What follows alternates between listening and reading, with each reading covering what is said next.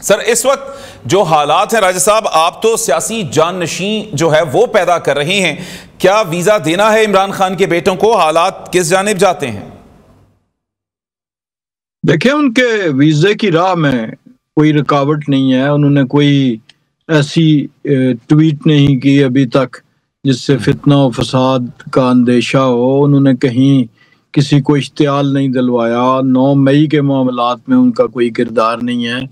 वो चलें, जहाँ रह रहे हैं, जहाँ पल रहे हैं, उससे हमें कोई गर्ज भी नहीं है। लेकिन इस हवाले से किसी किस्म की कोई रिजर्वेशंस नहीं है। अगर वो आना चाहेगा, पहली बात तो यह है कि उन्हें बहुत पहले आ जाना चाहिए था।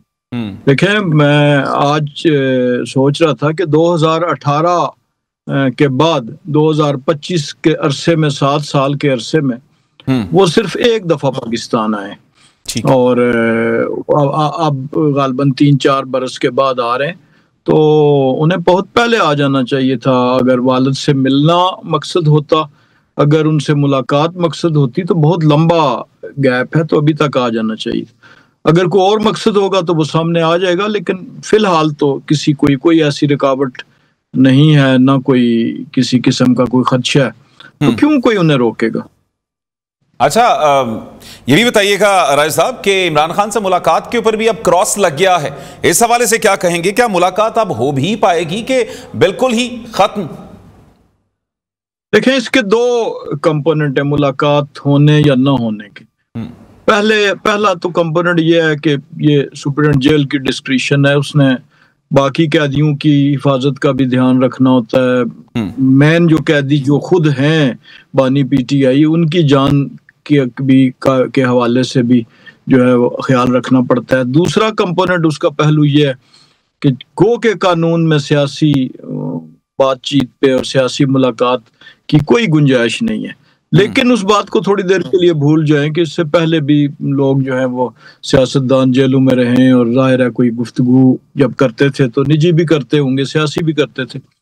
लेकिन असल बात यह है कि उस मुलाकात के नतीजे में जब हालात पैदा हों, जब उस मुलाकात के नतीजे में ऐसी ट्वीट्स आए, जब उस मुलाकात के नतीजे में ऐसी गुफ्तगू आए जो दुश्मन के जो बयानियां है उससे ज्यादा मेल खाती हो, मैच खाती हो, और फिर उन्हीं के मीडिया का सहारा लिया जाए, और फिर जो AI जनरेटेड भी चीजें आई कि जो उनका क्लेम है कि जी चलें ये असली नहीं थी, लेकिन उनके असरात तो वही थे। अगर वो असली होती तो तब भी वही असर पैदा करती। तो उन्होंने जो भी अमन और अमान पे खलल डाला, जिस किस्म के लोगों के जज्बात को किया, या अपने मुखालिफ हमारे भारत का जो मुल्क है उसके मौक़िफ़ को तक़वियत दी, तो चाहे वो जाली भी थी, लेकिन वो कहाँ से जनरेट हुई?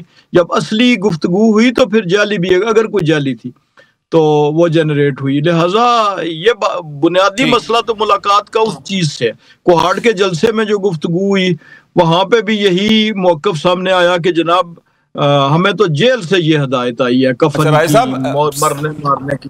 तमाम बातों में एक ही बात कि वीजे तो अब इशू हो जाएंगे ना उनको। मैं यही गुजारिश कर रहा हूँ कि वीजा इशू होने में कोई ऐसी कोई चीज रुकावट या कोई ऐसी नहीं। ठीक है, चलें, ठीक।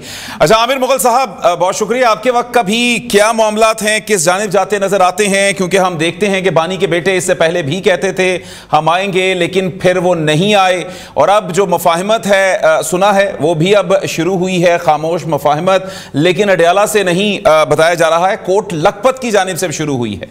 क्या कहेंगे इस हवाले से? जी, बिस्मिल्लाहिर्रहमानिर्रहीम। जी, सबसे पहले तो मैं अपने मोहतरम भाई कमर इस्लाम राया साहब को मुबारकबाद पेश करता हूँ।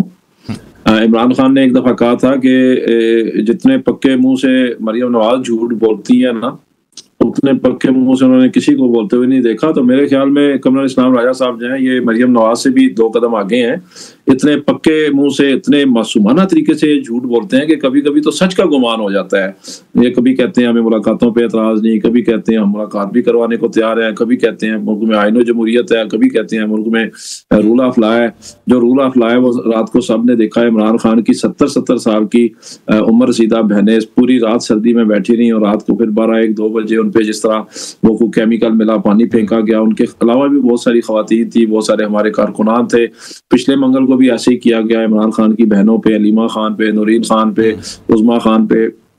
इसी तरह वाटर कैनन से पानी फेंका गया। और फिर मजे की बात है, कमरुल इस्लाम राजा साहब ने उन पे एफआईआर भी करवा दी, 788, 324 और पेट्रोल बमों से हमले। मतलब है सारी दुनिया के अंदर आप क्या एक तमाशा आपने लगा के रखा हुआ है, रोजाना झूठी एफआईआर देते हैं और फिर इधर आके टीवी पे बैठ के इतने पक्के मुंह के साथ आप झूठ बोलते हैं। कमरुल इस्लाम राजा साहब, आपको तो मेरे ख्याल में मरियम नवाज से भी बड़ा अवार्ड देना चाहिए झूठ बोलने पे।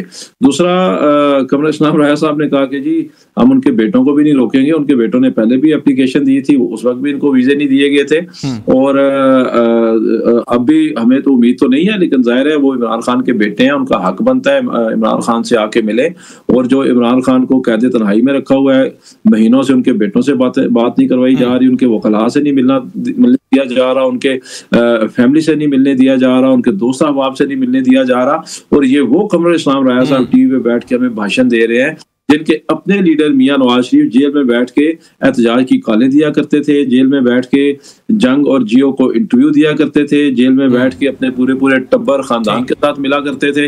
आज रात को मैं दुनिया टीवी का क्लिप देख रहा था, सिर्फ एक वक्त के खाने की वो डिटेल बता रहे थे जो मियां मोहम्मद नवाज शरीफ के लिए उनके घर से बन के आता था, जिसमें छोटा गोश्त, मोटा गोश्त, श्री, पाए, हरेसे और फ्रूट और वो सारी डिटेल थी। 12-14 किस्म के खाने थे जो घर से बन के आते थे।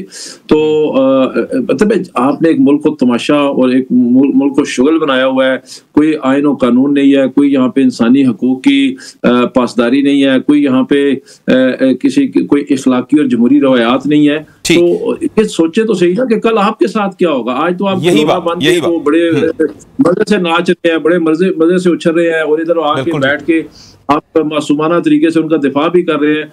तो ये तो देखे ना राया साहब कि कल जब आप पे ऐसा वक्त आएगा फिर आपकी चीखें आसमान तक जाएंगी, उनको सुनने वाला भी नहीं होगा। लेकिन वही आमिर साहब बात तो यही है, हालात तो फिर हम पीछे की तरफ इशारा करते हैं। मरियम साहिबा को पकड़ा गया, फरियाल तालपुर साहिबा को पकड़ा गया, आगे आप फिर कहते हैं इनको पकड़ेंगे।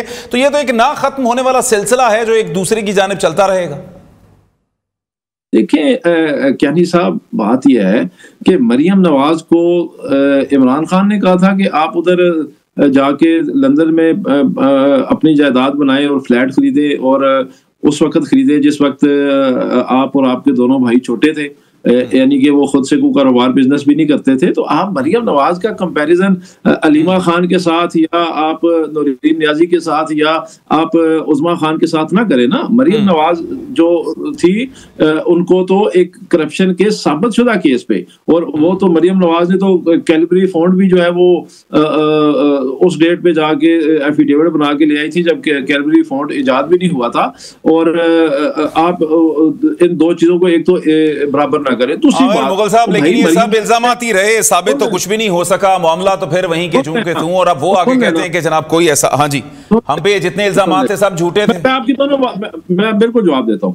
पहली बात ये है क्यानी साहब के कहाँ करेंगे साबित?